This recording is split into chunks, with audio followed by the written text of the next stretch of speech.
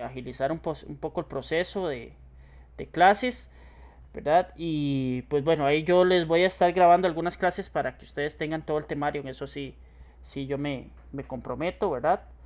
Eh, a que, pues bueno, que todo vaya bien y que todo esté en orden.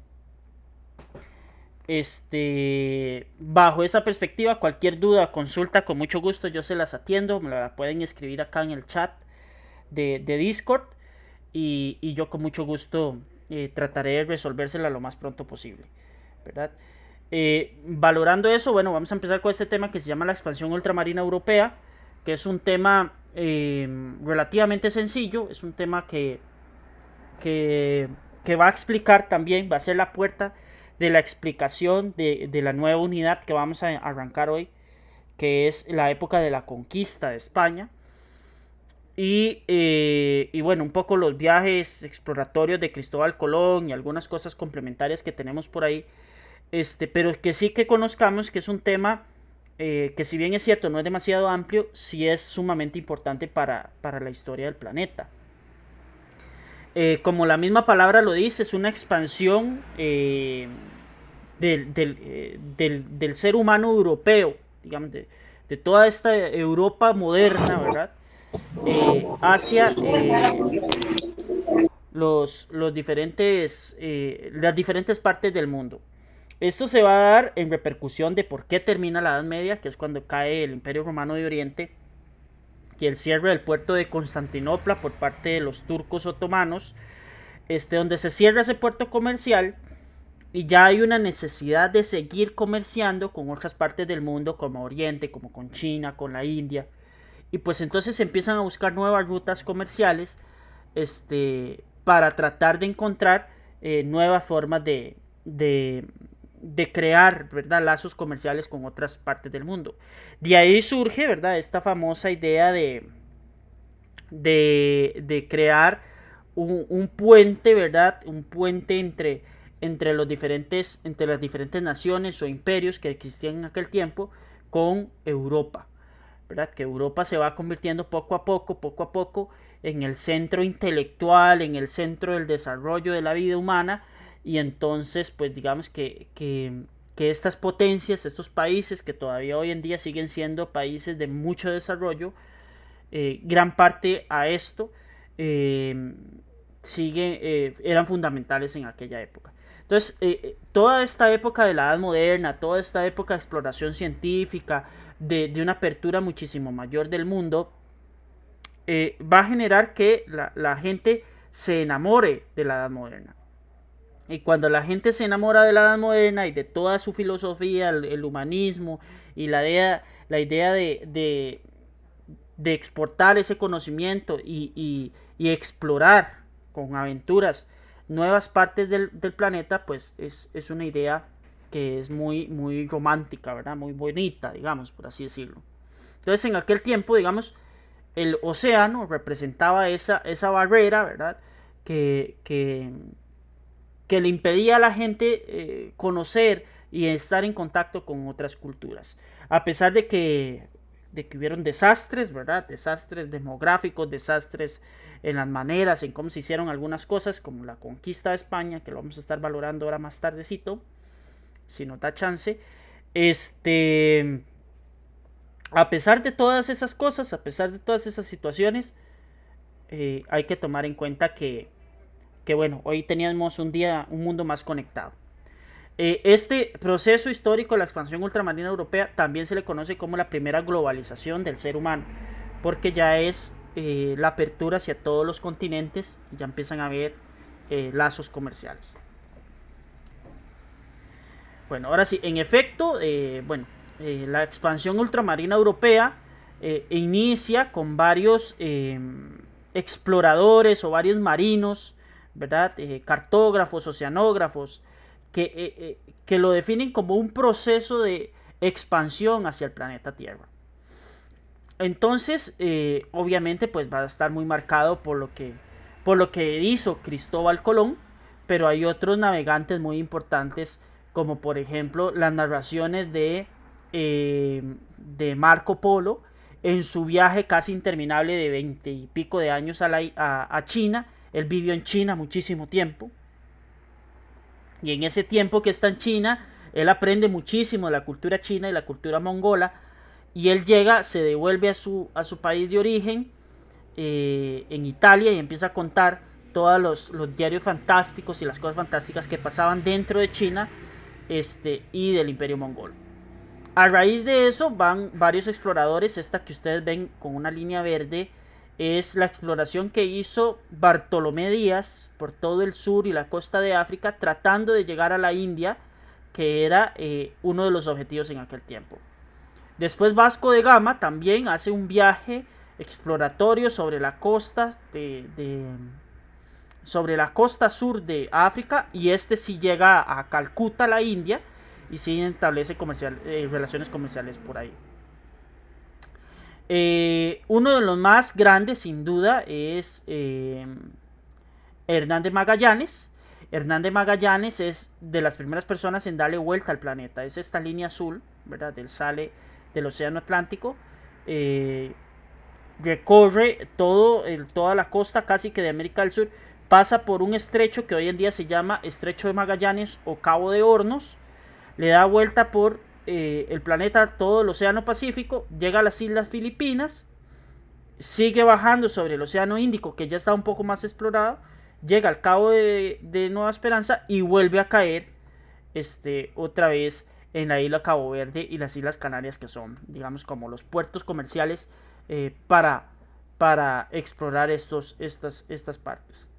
Lo que hizo Pizarro también en su tiempo, lo que hizo Américo Vespucio, que es el que le da el origen a este continente, y pues sin duda alguna el más destacado para nosotros como historia, ¿verdad? Es lo que hizo Cristóbal Colón, este navegante italiano, genovés, auspiciado por los Reyes Católicos.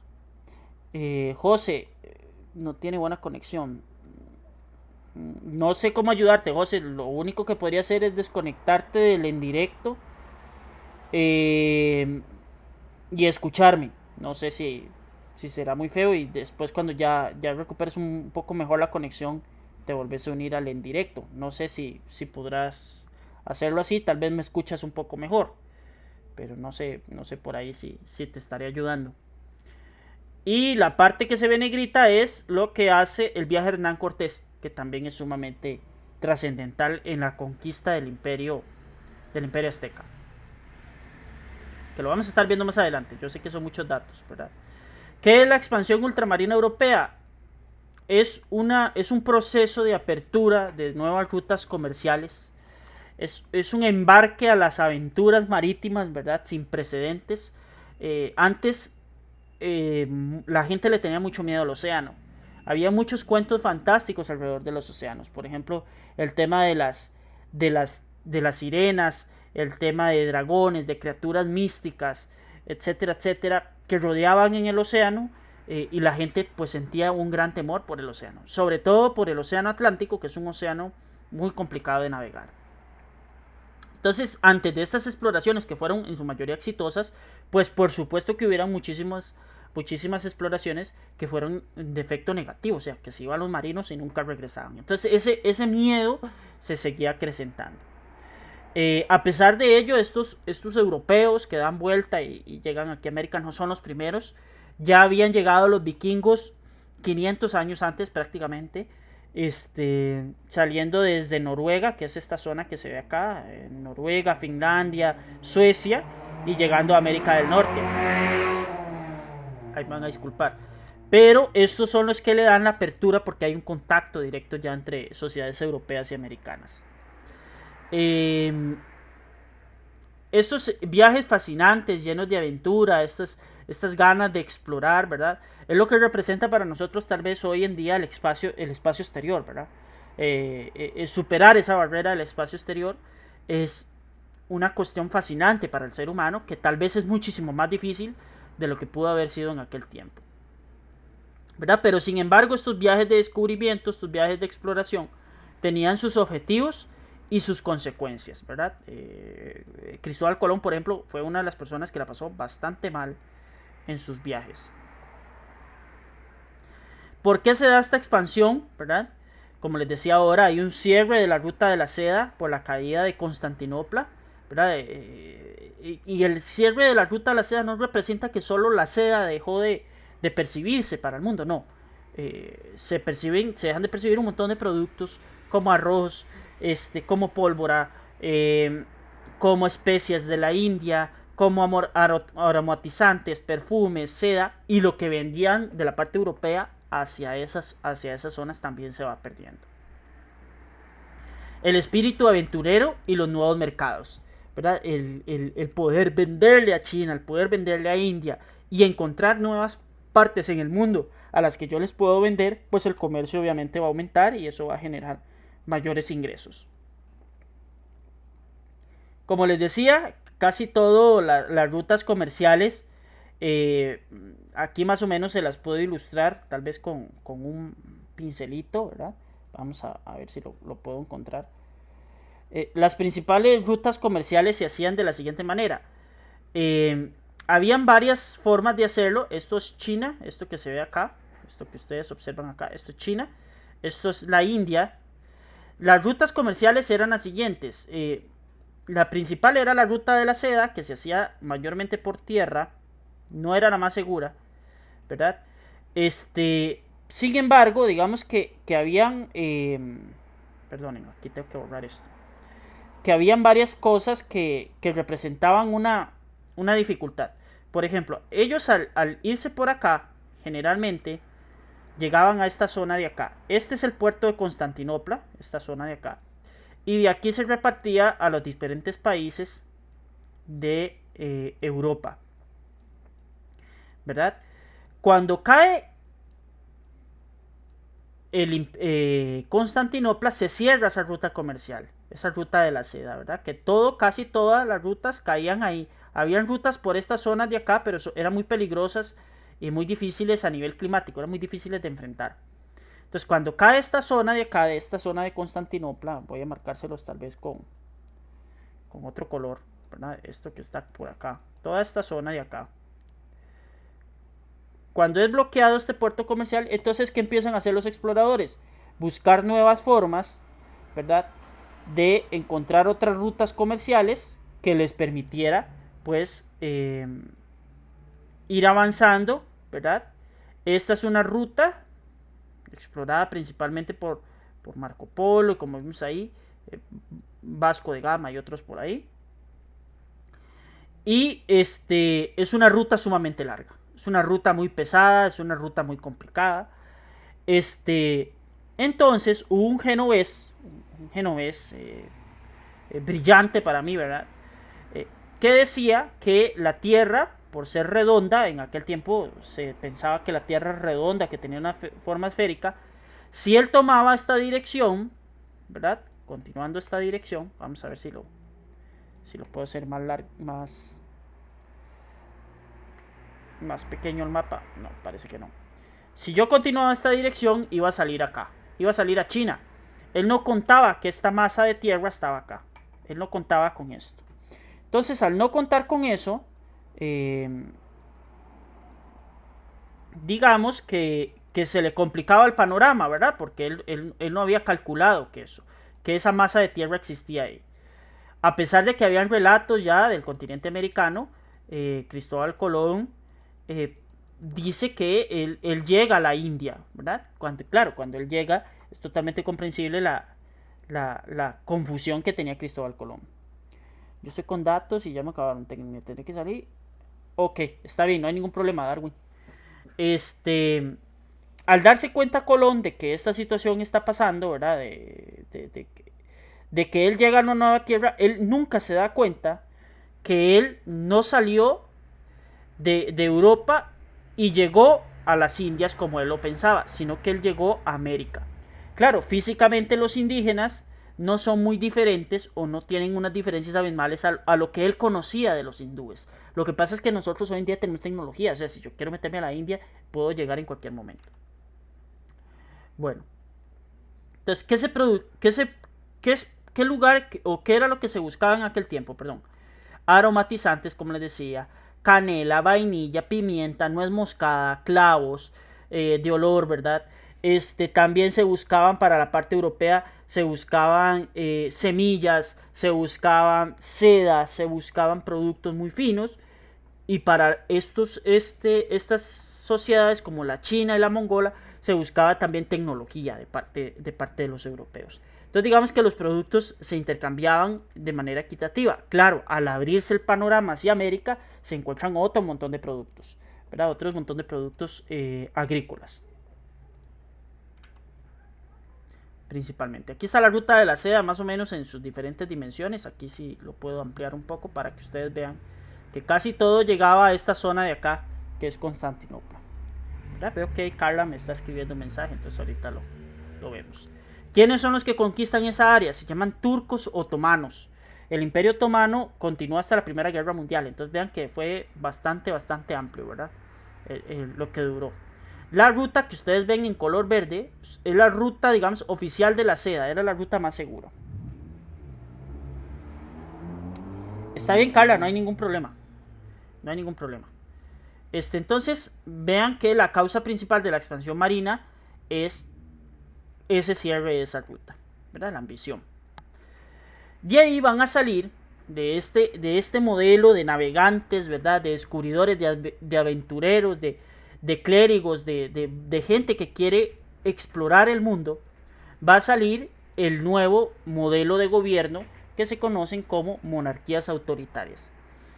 Las monarquías autoritarias son un sistema de vida dictatorial, pero no es por un dictador, sino ejercida por un rey o por dos reyes, ¿verdad? La reina y el rey. Y estas monarquías autoritarias, ¿verdad? Que se establecen, se consideran de origen divino, es decir, de origen traído del cielo hacia la tierra, por así decirlo. Era Dios el que nombraba y estaba avalado generalmente por la Iglesia Católica.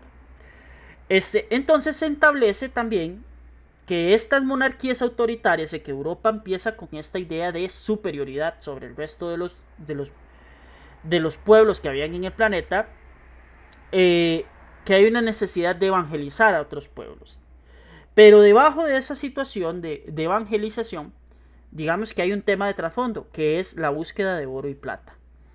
Entonces, la búsqueda de oro y plata, esa necesidad de buscar oro y plata, metales preciosos, va a crear una ambición en el ser humano sin precedentes, ¿verdad? Y no sale el audio, lo veo, pues. Está bien, Ángelo. Ángelo, pero yo vi que usted tenía. ¿Será que mi internet es el que está malo? No sé, vamos a ver. David, ¿sí me escucha bien? Kenia, ¿me escuchan bien? No sé. Manuel, María Jesús, María. Sí me gustaría que me dieran, porque si el rato es mi internet, entonces sí. Sí, profe, ¿todo bien? ¿Todo Yo bien? sí. Sí, ok. Que ya, que tres me digan. Sí, pues sí. Sí, gracias. Que sí, ya que varios me digan. Ah, ok, perfecto. No, yo pregunto por si acaso, ¿verdad? Porque si no, de ahí. No lo escucho bien, dice Manuel. Ok, perfecto. No, muchas gracias. Yo pregunto porque no sé, ¿verdad? Igual la clase va a quedar lista, grabada. Si lo que necesitan ver son los fondos, ¿verdad? Si no, lo que voy a hacer, ya sé, voy a mandarle la presentación de una vez. La voy a mandar por acá. Acá está la presentación, por si quieren ir viéndola. Vamos por la diapositiva, ya les digo cuál. Por si quieren ir viéndola conmigo también. Vamos por la diapositiva 7. 7 de 12. Bueno, como les estaba diciendo, con mucho gusto, Ángelo, descárguese la presentación para que la pueda ver. Las monarquías actualmente, dependiendo del país, David, sí tienen una función. Generalmente actualmente las monarquías son más representativas que otra cosa, es decir, son como más ceremoniales, ¿verdad? Con mucho gusto, Ángelo, ojalá se le solucione el problema del internet. Son más conmemorativas, pero por ejemplo, hay monarquías que sí tienen efecto político. Por ejemplo, la monarquía inglesa, que la reina Isabel dirige la Cámara de Lores. La Cámara de Lores se encarga de dar como el puntillazo final a la aprobación de las leyes más importantes de Inglaterra o del Reino Unido en general. Entonces digamos que sí hay cierta participación política. Sin embargo, ella se ha mantenido mucho al margen y deja más que el parlamento sea como la función principal. También tenemos el caso de Japón, ¿verdad? Que tiene su monarca y Japón sí toman decisiones, ¿verdad? También el rey. Pero sí, digamos, como en España, como los principados que hay por ahí en Francia, ¿verdad? Son como más una cuestión conmemorativa que ya realmente algo de participación. En Suecia me parece que también hay rey, ¿verdad? Son más representativos que otra cosa, más que influyentes en la toma de todas las decisiones. Todas esas monarquías autoritarias han prácticamente que desaparecido, es decir, no es el rey o la reina el que dirige totalmente un país, sino que tienen como sus limitaciones. Sí hay monarquías autoritarias en África. En África sí hay monarquías autoritarias. En algunos países de África del centro, digamos, del África del norte también, ¿verdad? Y algunos países como en Asia, ¿verdad? Que no son monarcas propiamente, pero sí son jeques árabes, que eso es prácticamente que un modelo monárquico autoritario de rey, ¿verdad? Entonces, son figuras muy parecidas, pero no hay una figura de monarquía como tal, así autoritaria como antes, así el rey que uno conocía, solo en África, ¿verdad? En países que tienen un menor desarrollo tal vez. Bueno, no sé si le contesté la pregunta a David, ¿verdad? Pero bueno, esa exploración va a causar que el descubrimiento que hizo Cristóbal Colón, que después vamos a analizar un poco las repercusiones de eso que hizo Cristóbal Colón. Con mucho gusto, David. El dominio europeo del mundo va a crecer muchísimo. Y se van a crear dos imperios coloniales muy grandes, que son España y Portugal. España pasó a ser la primera potencia del mundo, ¿verdad? Al mismo tiempo estaba pasando lo del Renacimiento con Da Vinci, con Miguel Ángel, con el avance científico de Galileo. Todo eso está pasando al mismo tiempo en el mundo. No es que esto se desconecta de lo otro. O sea, mientras Europa pasaba toda esa locura, esa revolución artística, científica y todo, en el mar también había esa revolución. Y también estaba el tema de la reforma protestante con Martín Lutero, que fue prácticamente que lo último que vimos, ¿verdad? Que hay guerra de religión, que hay luteranismo, que hay anglicanismo, que hay calvinismo, y todo eso es una nueva apertura de lo que hay en el mundo. Entonces todo va sucediendo como al mismo tiempo y hay muchas cosas que uno tiene que valorar, ¿verdad? ¿Qué se motivó esta exploración? Bueno, aquí están los reyes católicos, ¿verdad? Fernando de Aragón y Isabel de Castilla, por aquí está Enrique, y la dinastía de los Tudor, ¿verdad? Hay varias ahí que empiezan a aparecer.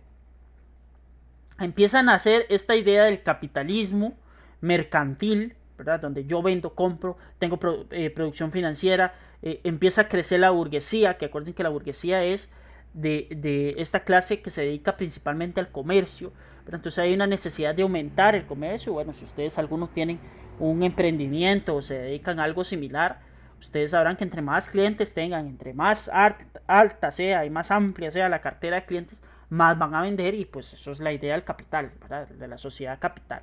Vender más, producir más, tener más bienes, y eso me va permitiendo pues ir escalando las clases sociales que tenemos. Y a la vez se necesita obtener materias primas. Vamos a ver. Entonces surge esta idea que si algún día se encuentran un doblón de estos, tiene como un valor como de $30,000. Si algún día se encuentran un doblón de eso, es muy difícil. Esto es una moneda española de aquel tiempo, de 1715. 1715. Pero bueno, aquí lo importante es que la filosofía económica se va a llamar el mercantilismo. ¿Qué es el mercantilismo? Yo lo traduzco muy sencillamente: acumular oro y plata. Entre más oro y más plata tenga yo, más poderoso va a ser mi país. Por eso España pasa a ser la primera potencia mundial, porque España se encuentra yacimientos de oro demasiado grandes que tenían los indígenas. Los indígenas sí tenían un valor especial sobre el oro, digamos, ellos sí veían el oro como algo especial, pero más que algo monetario, ¿verdad? Que representara poder, era algo más decorativo, más como más espiritual, ¿verdad? Y los españoles o en general Europa ven el oro y la plata como una moneda, como una forma de intercambio, ¿verdad? Es un metal precioso por eso mismo.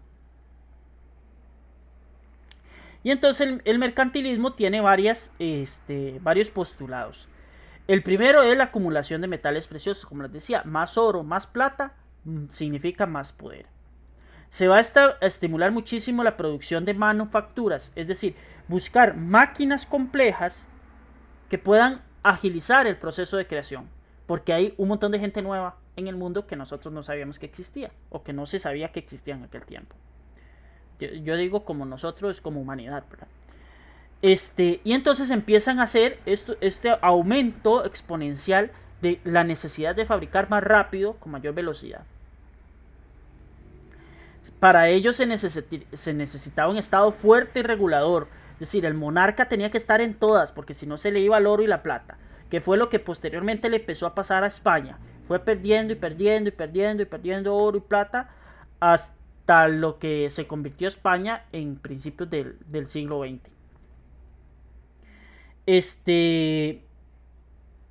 ¿Verdad? El impulso de lo que se buscaba en la balanza comercial era importar muy poco y exportar muchísimo. Es decir, comprar muy poquito y vender mucho. ¿Verdad? Entonces las principales potencias mercantiles van a ser Francia, España, Inglaterra y Portugal en menor medida. España adquiere todo este oro. Lo que pasa es que España, esta parte de la producción manufacturera, casi no la hizo, porque no veía la necesidad de hacerlo, sino que ellos compraban la manufactura. ¿Y a quiénes se la compraban? A los franceses y a los ingleses. Eso va a generar que España vaya perdiendo la acumulación de metales por estar comprando esas grandes cantidades de industria manufacturera. Consecuencias del mercantilismo como tal, que va a fortalecer muchísimo el poder absoluto del rey, porque el rey concentra la mayor cantidad de oro y de plata, ¿verdad? Mediante la cobranza de impuestos. El sistema económico va a generar muchísimas rivalidades entre las diversas potencias. Por ejemplo, España va a tener conflictos severos con Inglaterra, porque Inglaterra le paga a piratas que los convierten en corsarios, le pagan a los piratas para que saqueen las naves españolas que venían cargadas de oro de América hacia España. Va a tener problemas también con los franceses por esa misma situación. Entonces, digamos que hay conflictos internos entre las potencias que generan roces y que después se traducen en guerras, ¿verdad? En guerras entre España e Inglaterra, entre España y Francia, entre Francia e Inglaterra, y eso va a generar pues algunos conflictos internos más adelante. No se los menciono todos porque pues al final de cuentas no son tan relevantes para el examen. Aquí creo que se me escuadró un poquito esto, pero bueno, no se podía hacer una expansión ultramarina de esa magnitud si no se tenía la tecnología para hacerlo. Entonces, dentro de esa tecnología va a aparecer varios inventos. El más clave, digo yo, es la brújula, ¿verdad? La brújula, ustedes saben para qué funciona. Es un aparato tecnológico que siempre marca hacia el norte y que, bueno, ahora hay brújulas más modernas que incluso la flecha me marca, ¿verdad? Incluso uno las puede descargar en este aparato electrónico, que me dice cuál es la dirección de norte, sur, este y oeste. Pero en aquel tiempo que me marcara solo el norte, me implicaba yo tener cierto grado de orientación de cuál es la dirección que yo estoy llevando. Hay otros aparatos también muy importantes como el astrolabio y el nortulabio. Eso lo que me permite es conocer mi latitud, es decir, en mi posición, qué tan al norte o qué tan al sur estoy en el planeta, mediante la visualización de los astros. El astrolabio se usaba en el día y el nocturlabio se usaba en la noche. El cuadrante, que servía para cuadricular el océano, como nosotros lo vemos en el mapa, ¿verdad? Que tiene los paralelos y los meridianos, esos cuadrantes que le van a ir permitiendo a los marinos ir ubicándose con mayor facilidad. La ballesta, que es una innovación que involucra ciertas cosas chinas, por ejemplo. La ballesta, la innovación es que, por ejemplo, para yo utilizar un arco y una flecha, tengo que ser experto en el manejo de arco y flecha. La ballesta no, la ballesta yo apunto y disparo y la flecha es muy certera. Pero entonces un avance tecnológico que representa una superioridad militar con respecto tal vez a lo que tenían los indígenas, más los mosquetes y las armas de fuego que se tenían. Y el reloj de arena, que por primera vez me permite medir el tiempo de una manera más exacta y más precisa. Y otra que es bastante importante es esto.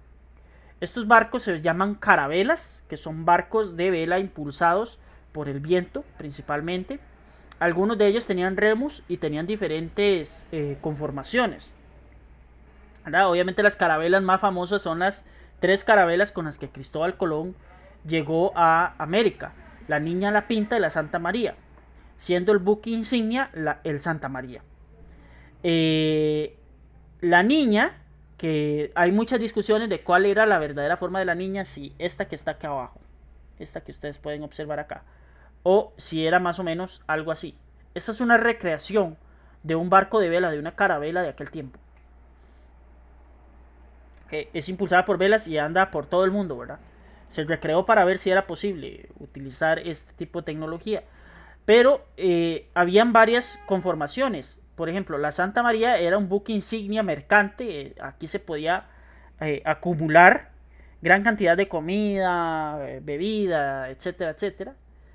Mientras que la Pinta y la Niña son más buques de guerra, de protección. Bueno, en aquel tiempo contra los monstruos marinos, ¿verdad? Me imagino que se creían en aquel tiempo. Y después pasaron a ser barcos de guerra. La Pinta y la Niña en el viaje de Colón, en el primer viaje, se hundieron. Solo quedó el buque insignia del Santa María, o eso es lo que se narra. Y todos esos marinos que venían en la Pinta y la Niña se tuvieron que pasar al Santa María, ¿verdad? Los que quedaron vivos, porque algunos parece que se ahogaron. Entonces fue una tragedia completa el viaje de Colón, porque a Colón lo querían matar, ¿verdad? Dentro de su viaje, porque tenían muchos meses de estar en alta mar y nada que se veía tierra, ¿verdad? Entonces los cálculos de Colón fallaron totalmente en tiempo, en espacio, en la llegada, en lo que se iban a encontrar, en todo. Pero al final de cuentas fue un descubrimiento muchísimo mayor, ¿verdad? Entonces aquí digamos que es como valorar la importancia de este barco de vela. Este barco de vela con su viento a full, digamos, con buenas corrientes de aire, puede ir entre 40 y 50 kilómetros por hora. Es un barco bastante rápido. Y bueno, si ustedes quieren tener más o menos la dimensión de cómo era un barco de vela, yo sé que eso son películas muy fantasiosas que de valor histórico no tienen nada, pero pueden ver las películas de Piratas del Caribe si en algún momento las han visto. Y si quieren enterarse un poco más de cómo también podría ser la construcción de un tipo de barco de estos, hay varias series en Netflix, en YouTube, que hablan sobre la piratería y este tipo de temas, ¿verdad? De conquista. Y hay una película que, si no me equivoco, está en YouTube, que se llama Cristóbal Colón, y ahí narra todo lo que pasó Cristóbal Colón para poder llegar al continente americano. No sé si alguien tiene alguna duda con el tema de la expansión ultramarina europea que les pueda ayudar. Voy a ir cambiando la presentación mientras tanto.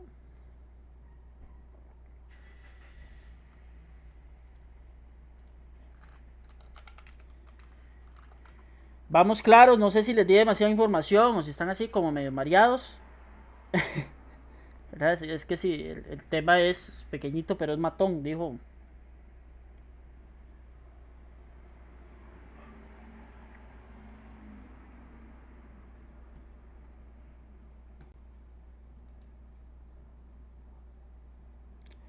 En un principio no, David. En un principio no. Igual Colón terminó muy mal. Cristóbal Colón terminó muy mal porque, de hecho, la expedición de Cristóbal Colón fue como, ¿qué les dijera? Los reyes de España, ¿verdad? Los reyes católicos, que son los bueno, eso lo vamos a estar viendo ahorita, que son los que auspician ese viaje de Colón. Ellos lo hacen como porque no tenemos nada que perder, ¿verdad? No, lo ven así. Entonces a Colón le dan un poquillo de plata y por eso él monta una expedición, porque la expedición es bastante pequeña, la de Colón. Eran 150 hombres. En un principio no, pero una vez que Colón hace su primer viaje, ya ahí sí tiene competencia. Por ejemplo, Hernán Cortés llega aquí y Francisco Pizarro llegan acá, a América, despuesito de que Cristóbal Colón llegara. Pero Cristóbal Colón murió abandonado, solo, arruinado, ¿verdad? Muchas de las partes. Y, y claro que sí tuvo competencia. En un principio no, digamos, los primeros 2 viajes no, pero sí, claro que tuvo competencia. Claro que tuvo competencia Cristóbal Colón en su momento, ¿verdad? Y bueno, aquí vamos a narrar un poquito qué fue lo que hizo Colón.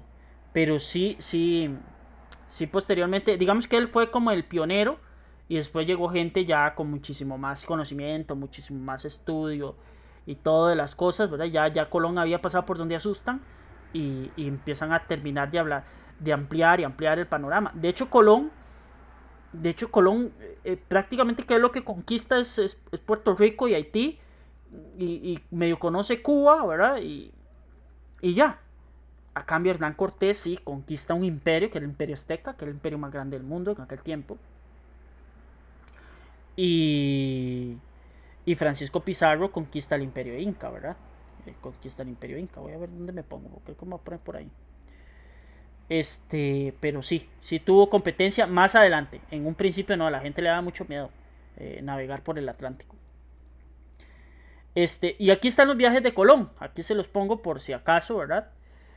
Bueno, primero que nada decirles que Cristóbal Colón, su nombre original es Cristóforo Colombo, es italiano, genovés. Él nace el 31 de octubre. Él nace el 31 de octubre de 1451, sí, y muere el 20 de mayo de 1506. Vean que la expectativa de vida de Colón fue de 55 años. Fue navegante, cartógrafo, almirante, fue virrey en un tiempo porque el acuerdo que él hace con los reyes españoles es que todo el terreno que él descubra, él va a ser el virrey de esa zona. Y gobernador de las Indias Occidentales al servicio de la corona de Castilla, de la reina Isabel. De hecho, hay chismes, ¿verdad? Por ahí de que Cristóbal Colón pues tenía algunos líos amorosos con la reina Isabel, ¿verdad? Su primer viaje, él va a salir en 1492, el 3 de agosto del puerto de Palos, con las 3 carabelas que ya ustedes conocen, la Niña, la Pinta y la Santa María. Hay gente que dice que son 90 hombres, hay otra gente que dice que son 150, no hay un dato exacto, pero es más o menos el margen que se maneja. Hubieron intentos de amotinamientos, se acabaron las provisiones, la gente se quedó sin agua, sin comida. Y a Cristóbal Colón lo iban a matar en su primer viaje. Cuando él llega a América, de hecho, cuando él ve tierra, ¿verdad? Cuando se ve tierra a la vista, él le pone a la isla San Salvador. Es una isla del Caribe sin definir. No se sabe cuál es exactamente la isla que Cristóbal Colón llegó. Hay varios geógrafos que dicen que es las Antillas, es una Antilla. Hay otros que dicen que llegó a Puerto Rico, pero no hay un dato exacto de cuál es la isla a la que llegó Cristóbal Colón. Ya después de haberse llevado ese susto, ya después de haber descubierto indígenas, haber estado en contacto con él, devolverse con oro y ya ver que Cristóbal Colón había tenido éxito, entonces ahí sí la reina Isabel y Fernando de Aragón apuestan por él. Entonces se hace el segundo viaje, que lo hace el 24 de septiembre de 1493, es decir, casi que 2 años después de que él había llegado a la isla de San Salvador. Él se viene en el segundo viaje, sale de Cádiz, ya sale de un puerto español, ni siquiera portugués, y le dicen que todos los terrenos descubiertos y encontrados, él va a ser el virrey, ¿verdad? Hay muchas acciones violentas, lastimosamente, contra las mujeres indígenas. Hay muchísima violencia, muchísimas violaciones cometidas contra las mujeres indígenas en este viaje por parte de los españoles, que era un viaje más grande con una tripulación más grande. Y aquí él funda la isla de la Española, que es lo que hoy conocemos como Haití y Puerto Rico, ¿verdad? Él funda la Española, así le va a poner al primer viaje. el tercer viaje, él sale de San Cular y él llega hasta América del Sur, específicamente a las cercanías de Brasil y la cuenca del río Orinoco, ¿verdad? Donde él se asombra de la cantidad de agua dulce que transporta el río Orinoco, porque él nunca ha visto un río de esas dimensiones. No hay ríos de esas dimensiones en Europa, ¿verdad? Y él llega a la Española y sale hacia la cuenca del río Orinoco. Y la reina Isabel, digamos que tuvo que hacerle un favor a Colón, porque a Colón en ese viaje lo encarcelan y lo arrestan. Lo traen encadenado desde el Orinoco hasta las Canarias, hasta España. Es la reina Isabel la que le dice, no, liberen a Colón, ¿verdad? Y su cuarto viaje, que fue el cuarto viaje es el más grande, pero es como que ya el declive de Colón en su carrera, que es en 1502. Él sale igual de Cádiz, y él buscaba un canal. En su cuarto viaje él buscaba un espacio, un espacio donde él pudiera pasar hacia el Océano Pacífico, pero nunca lo encontró, ¿verdad? Un tipo canal de Panamá. Nunca lo encontró porque no existía. Y él funda, a pesar de que él funda la Española, vean qué curioso, el gobernador no le permite a Colón desembarcar en la Española. Y era su territorio, ¿verdad? Era él el que la había fundado. No le permite, y eso hace que él tenga que irse hasta llegar a Jamaica. Y ahí enfrenta una tempestad que le va a costar muchos días estar ahí sentado esperando que pase la tormenta. Ahí descubre la isla de Jamaica, se viene por toda América Central y es ahí donde él visita, ¿cómo es que se llama? El mar Caribe de nuestro país. Cristóbal Colón llega a nuestro país en su cuarto viaje. Estuvo en Punta Ubita, ahí fue donde él aparentemente conoció Costa Rica, ¿verdad? Si ustedes me preguntan cuál es el viaje más trascendente para el Ministerio de Educación, es el cuarto, porque ahí es donde conoce el país, ¿verdad? Ahí es donde él conoce el país. Como les decía, aquí están algunas de las imágenes de los inventos. Este es un astrolabio, este es un cuadrante, este es una esfera milar que también permite saber la posición, digamos, satelital por medio de los astros. Aquí hay una brújula. Está el reloj de arena, como les decía. Está la carabela. Y bueno, esto es un video de cómo es una carabela por dentro. Les voy a poner un espacio pequeño el video para que ustedes vean más o menos cómo era una carabela en aquel tiempo, para dejarlo salir, para que tengan por lo menos unos 3 minutos ahí para que se... Estamos en el muelle deportivo de Las Palmas de Gran Canaria y hoy vamos a visitar esta joya, que es la nao Santa María, una réplica exacta del barco con el que Colón realizó el primer cruce del Atlántico, uniendo los dos continentes. Y es un barco que pertenece a la Fundación Nao Victoria, que además de este barco, tiene un barco que se llama Nao Victoria, que es con el que Magallanes y Elcano dieron la primera vuelta al mundo, y también otro mayor, que es el Galeón Andalucía, con el que ellos hacen una labor de museo flotante. Ellos llevan los barcos se pueden visitar y se puede conocer la historia de la navegación española. Acompañarme y vamos a verlo.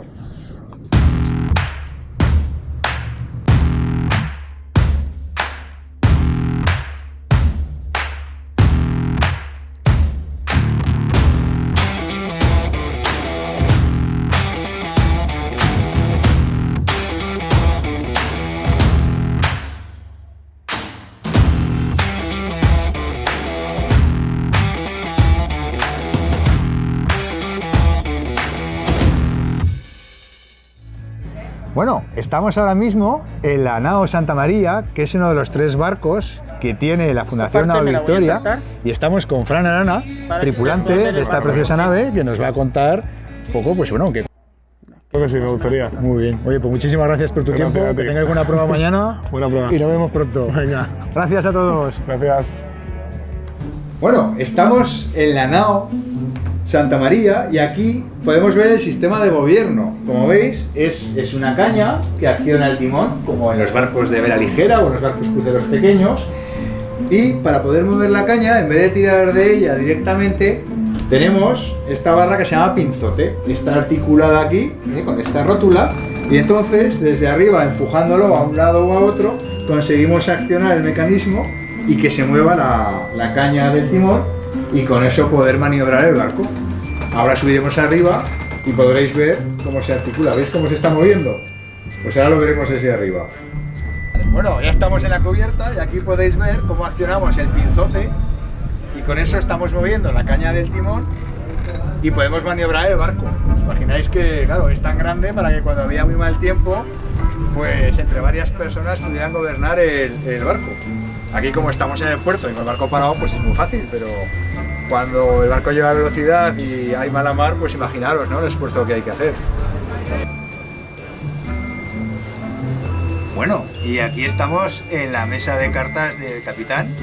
Aquí él tenía sus libros de navegación, el diario de a bordo, y justo detrás mío es donde tenía sus aposentos. Aquí tenía su cama y guardaba sus enseres personales. Y desde aquí él podía controlar el barco y ver todas las maniobras y las velas.